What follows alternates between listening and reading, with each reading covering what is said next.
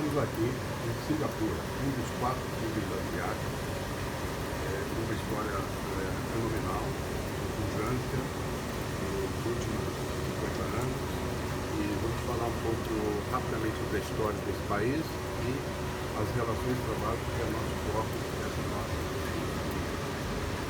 Singapura nasceu como um local no século II, mas Singapura somente se tornou como um país a partir do século passado.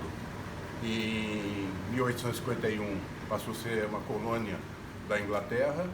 Depois, na Segunda Guerra Mundial, o Japão tomou esse local de 1942 a 1945. Com a queda dos japoneses, a Inglaterra novamente assumiu aqui o país. Em 1955, por um acordo com a Inglaterra, aqui se tornou uma república independente. Em 1958, de fato, foi criado o governo, e depois, em 1963 a 1965, foi integrado com a Malásia. Não deu certo, e aí, a partir de 1965, Singapura teve vida própria. E impressionante, porque naquela época o país era muito pobre, muito pobre. De repente, com medidas que foram tomadas naquela época, principalmente com foco em educação baseada em resultado e meritocracia, foco também aqui na infraestrutura, principalmente nos portos e na construção de residências, porque a miséria era muito grande, o governo tomou a iniciativa de construir residências, e também o combate muito rigoroso em relação à corrupção. E assim se formou Singapura com um governo independente em 1965, mas foi realmente consolidado em 1968. Então, um país que tem aí apenas 51 anos de existência. E hoje é um dos países mais produtivos do mundo, o oitavo em termos de melhores países em relação ao combate à corrupção. Também o Banco Mundial recomenda Singapura como um dos principais países para investimento, e assim nós temos então Singapura com toda essa pujança que nós temos no momento. Tem 716 quilômetros quadrados apenas, e interessante que está projetado um crescimento de 100 quilômetros quadrados. Como? Não vai tomar terra de ninguém, simplesmente por aterramento. Além disso, nós temos aqui um PIB de 335 bilhões, uma população de apenas 5.638.000 habitantes, uma renda per capita superior a 50 mil dólares, uma das maiores rendas per capita do mundo. E aqui também nós temos assim uma característica interessante, que tem as pessoas mais ricas do mundo, famílias mais ricas do mundo. Vamos falar um pouco então sobre a questão das relações de trabalho.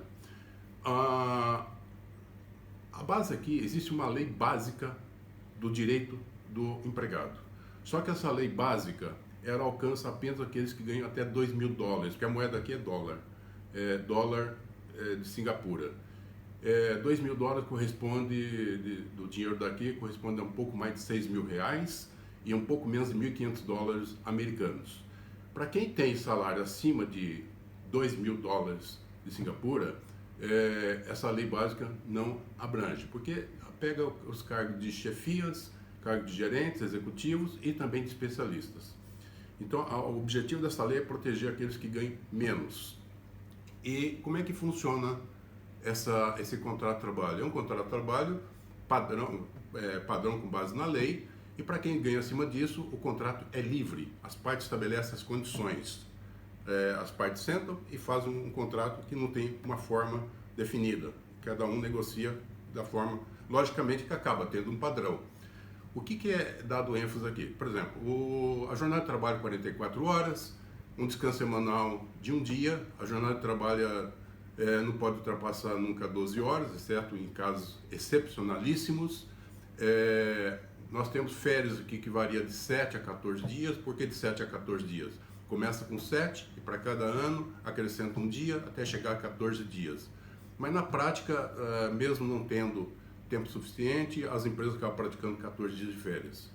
Tem uma licença maternidade aproximadamente 4 meses, com salário integral. Tem a licença paternidade de 2 semanas.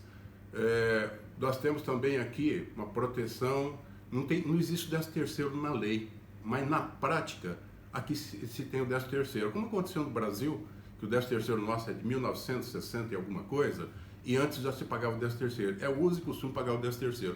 Só que o 13º aqui está vinculado à meritocracia.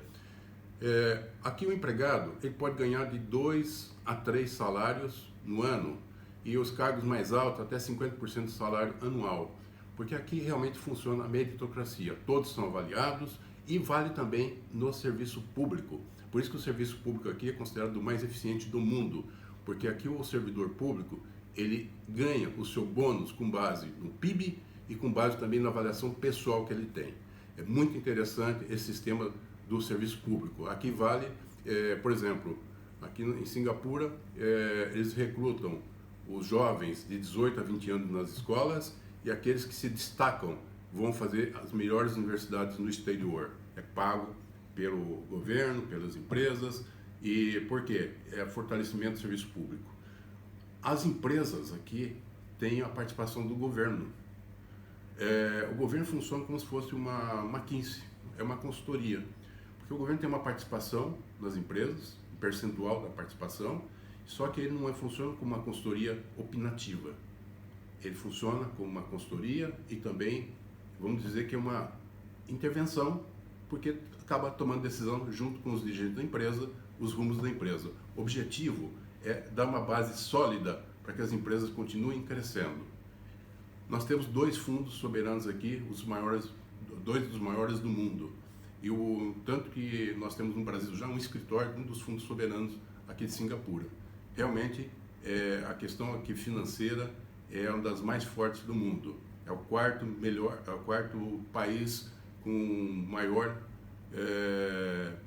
capacidade de gerir negócios na área de finanças.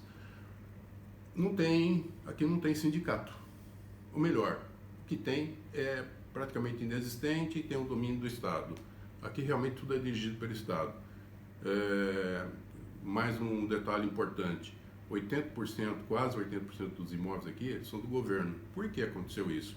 Porque há 50 anos atrás vivia-se uma miséria total aqui. O governo, para que pudesse tirar o povo da miséria, os trabalhadores da miséria, ele teve que investir também na parte de infraestrutura de imóveis. Então, aqui 80% dos imóveis hoje pertencem ao governo. Ele aluga, às vezes a empresa, quando contrata um empregado, paga o primeiro ano, paga um período maior, ou tem auxílio moradia, enfim, a infraestrutura aqui é muito forte também para o governo. Com relação aos sindicatos, não existe greve.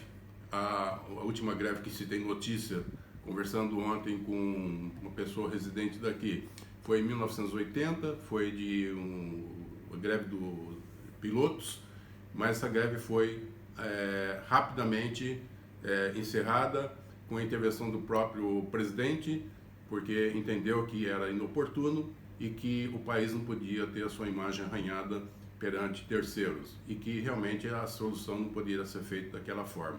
Então aqui tenta-se resolver as questões de uma forma direta, com a intervenção do governo. Os salários aqui, como já mostramos, nós temos uma renda per capita alta, os salários são altos, o custo de vida também é alto, um dos mais altos do mundo, mas nós temos andando por aqui, se vê claramente a capacidade, a não pobreza instalada, uma limpeza total de um país que também tem essa característica. Aqui, por exemplo, jogar um chiclete na rua é considerado crime. Enfim, é um país diferente. Com relação aos direitos trabalhistas, nós temos também aqui uma previdência. A previdência ela é tipo poupança, onde o empregado participa até os 55 anos com 20% do seu salário, dos 55 aos 65 ele participa com 12,5%, e depois dos 65 ele participa com apenas 4%. E aí as empresas também têm uma participação menor do que os empregados. As empresas participam com 10%, 4% e 2,5% nessa mesma faixa. Enfim, esperamos que tenhamos dado uma visão geral sobre como é que funcionam as relações de trabalho aqui. Nós vamos, juntamente com esse vídeo, produzir um material para que aqueles que se interessarem possam ter uma informação bem mais completa. E obrigado pela oportunidade.